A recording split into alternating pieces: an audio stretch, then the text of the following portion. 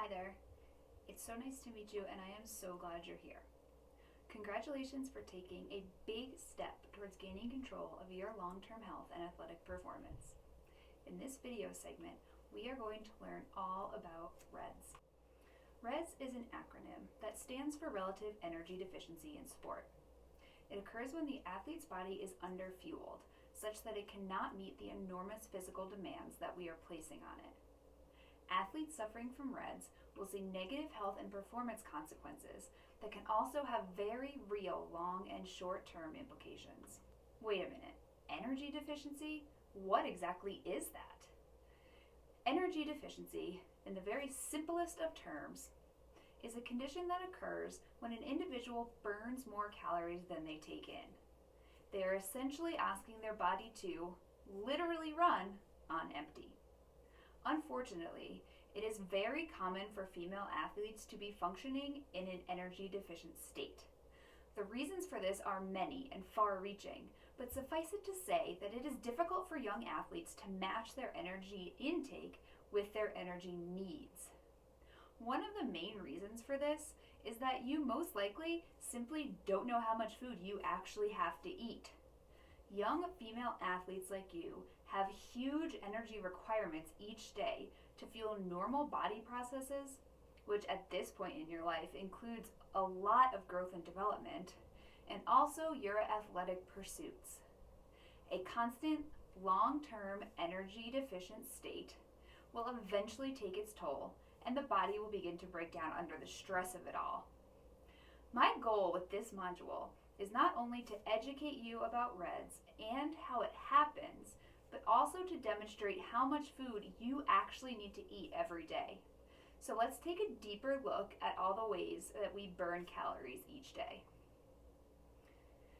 The graph here depicts the components of total daily energy expenditure. That is the sum total of all of the calories your body burns each day. The largest component we see here accounts for nearly 70% of the energy we burn each day, and it is basal metabolic rate. Now wait, 70%? That's a lot. What the heck is basal metabolic rate? Basal metabolic rate, or BMR, is the energy burned when your body is at rest, just to keep you alive and sustain basic life processes. So basically, let's say one day you decide to lay on the couch all day and literally not move an inch.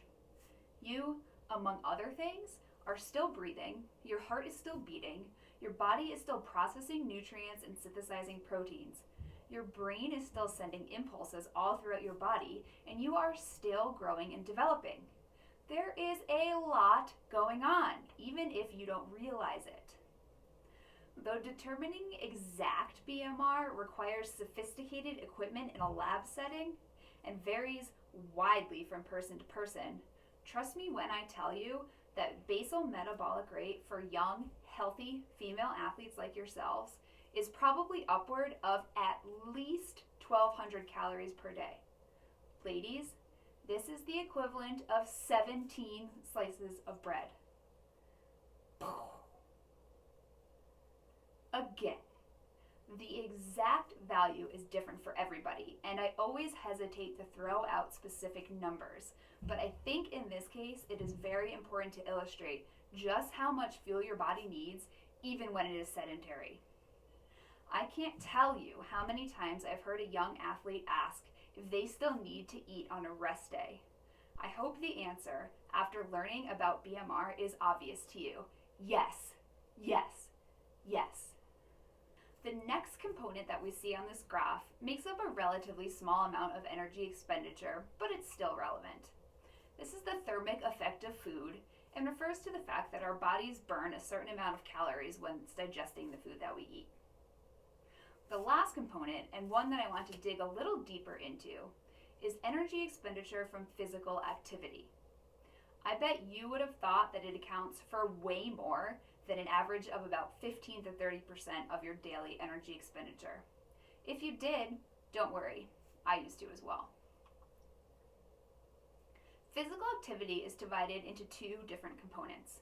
The first is structured exercise, which is what most of us think about when we think about physical activity. Things like these are our games or our races, our daily practices, lifting sessions, etc. The other component is non-exercise activity thermogenesis, or NEAT. This refers to energy burned from things like walking to school, fidgeting during class, pacing while on the phone, or all of my Italian hand movements while narrating these slides. Basically, any physical movement we are doing that isn't part of structured exercise. When I was your age, I must admit that I used to base what I ate just off of how much I exercised that day. I had to learn the hard way through a lot of injuries that is an ineffective and dangerous fueling technique. So let's look back at this energy deficiency scale again. It's really not hard to see why so many athletes fall into the trap of not eating enough. There are a lot of ways for energy to leave our body, and only one way for it to get in, and that is for us to eat and drink. Keeping the body in an energy balanced state to reduce the risk of REDS is not always an easy task for athletes, and many of you just don't take in enough food to balance out the scale. The reasons for this are plentiful and complicated, but I think this is a good spot to dig into one of the reasons a little deeper. How many of you have seen messaging like this? What are supposed to be cute memes and funny t-shirts are vehicles that spread dangerous messages about the relationship between food and exercise. They send messaging that food is something to be earned. They tell us that we can't enjoy a treat unless we burn it off with exercise later. When you see messages like this, laugh at them and then repost or retweet them. The dangerous messaging is constantly perpetuated and internalized.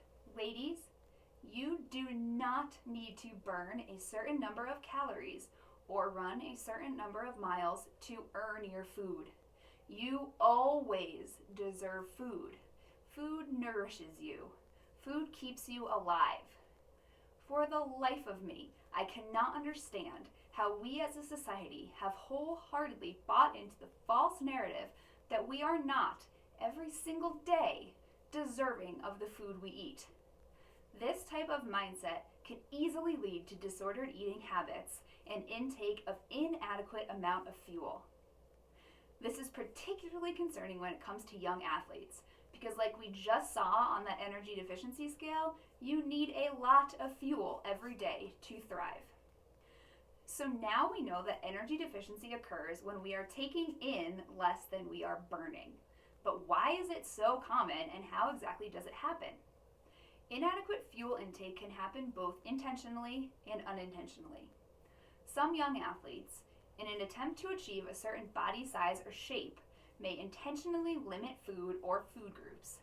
This type of behavior is much more common in sports where a thin body is idealized, like running, swimming, dancing, or cheerleading, and can, without question, lead to full-blown clinical eating disorders and serious health consequences. The discussion of eating disorders is beyond the scope of this program. But for now, let me say that while being thinner may make you better at your sport for a little while, your body will eventually break down. You will get injured, and you will continue to get injured. If you or someone you know are struggling, please reach out to a trusted loved one or a qualified professional. There is no shame in asking for help.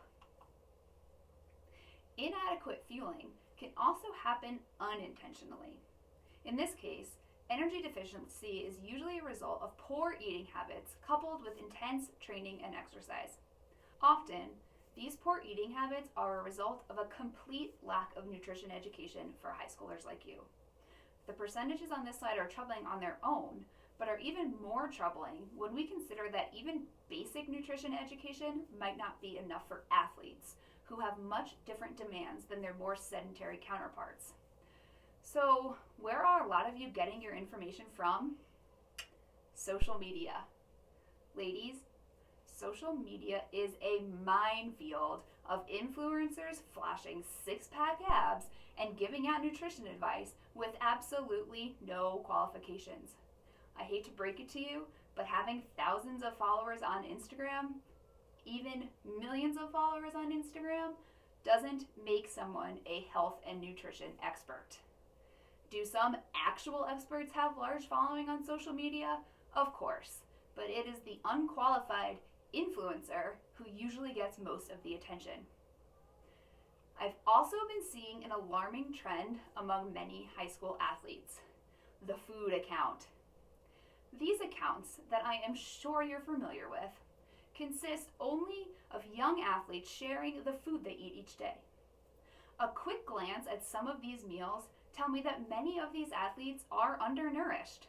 Their meals are unbalanced, lack sufficient amount of calories, or are just plain missing entire food groups. The scary thing is, other young athletes look to these Instagrammers for advice. Ladies, please understand that high schoolers are not qualified to give nutrition advice. Just because something works for them doesn't mean it will work for you. By blindly following the advice of non-experts on Instagram and ignoring your own hunger cues and sometimes your own better judgment, you could be setting yourself up for injury and REDS. Now that we've discussed energy deficiency and how it can happen, it's important to understand that it is particularly dangerous for those of us who get periods. Oh, gross. Did she really just say period? Why are we talking about this? Ladies, part of the reason why REDS is so prevalent, yet such a mystery to so many people, is because we don't talk about it enough. So let's start here. We are going to talk about some uncomfortable stuff. So we've already discussed that REDS is a condition in which athletes suffer from negative health and performance consequences due to not eating enough. In athletes with menstrual cycles, when this gap between energy in and energy out increases, estrogen levels drop, which can cause a disruption or disappearance of the menstrual cycle. Since normal estrogen levels are required to maintain proper bone density, bones may weaken in a state of prolonged energy deficiency. This could lead to irreversible bone damage and a string of stress fractures. This phenomenon is known as the female athlete triad, a term some of you may be familiar with. One element that I want to discuss in greater detail of the triad is amenorrhea, or loss of menstrual cycle. For some, losing their period is seen as a badge of honor. It means they're training really hard and it's totally normal for high-level female athletes, right? Wrong. Yes, it is common for female athletes to lose their periods while training at a high level, but it is not normal. Let's take me, for example. In college, I once lost my period for 4 months, and I didn't tell anybody about it, but I definitely remember being kind of secretly proud about it. It must have meant that I was training really hard and that I was really fit. The interesting thing was, though, I wasn't really getting any better. My times weren't improving, and my hip was always really achy. What happened eventually is that I ended up in the hospital getting test after test and was eventually diagnosed with a hip stress reaction. My missing period was not a sign that I was fit and in shape. It was a sign that my hormone levels had shifted in my body and that I was really underfueling myself. Let me be the first to tell you that being sidelined with a bone injury for 8 to 12 weeks isn't going to improve your performance at all. Now moving on a little, it's important to understand that REDS is sort of an updated way to talk about the female athlete triad. It acknowledges that energy deficiency can affect male athletes as well and cause issues beyond amenorrhea and low bone mineral density. Some of these issues have long-lasting health implications, and here are some of those issues.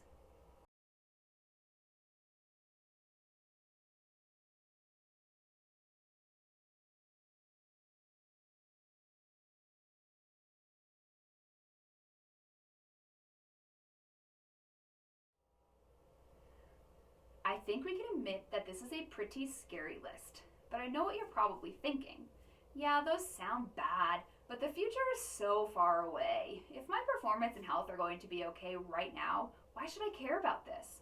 Maybe I'll just get into a good college and worry about all this stuff later. Not so fast. REDS can have very real short-term effect on your high school health and performance as well. An underfueled athlete is a weak athlete. Without proper fuel, your body cannot meet the demands of training and competition. Any way you slice it, the performance of a weak Underfueled athlete will suffer. If you are not eating enough, you might start to feel tired all of the time. You might feel sluggish during practice or games. You might have trouble concentrating, and you might not be seeing an improvement in things like muscle strength and endurance even though you're training a lot. But there are also some more subtle hints to be aware of. You might be sore for a long period of time after workouts, or you might feel bloated, or you might get easily annoyed with your friends or family members. I'm sure some of you at this point might be asking yourself why you have never heard about RED-S before. It's super common in young athletes and can have real lasting effect on health and performance. Shouldn't this be something we are constantly talking about? Yes, it should be. Instead, a recent survey indicated that only 50% of physicians, coaches, and physiotherapists could identify the elements of the female athlete triad. While we discussed that the triad elements are now seen as part of the larger picture of RED-S, it is still a very telling statistic. How are athletes supposed to know what RED-S is when the adults they come into contact with on a daily basis don't know what it is? I hope now that you've taken this program, you are aware about RED-S and the trouble it can cause, and I hope you continue the conversation. Congratulations, everyone. You made it through the first module. I hope you learned about RED-S and why it is so common among young female athletes like yourselves, and also why it needs to be talked about more openly and honestly. Since most of you are probably coached by a male coach, you may find it difficult or impossible to bring it up in a team setting. I completely get that. After you complete this program, I encourage you to try to cultivate an atmosphere for open, honest communication, at least among yourself and your teammates, even if it's not your coach who is starting the conversation. Make it a goal that the conversation starts with you. I will see you in the next module where we learn about the basics of macronutrients.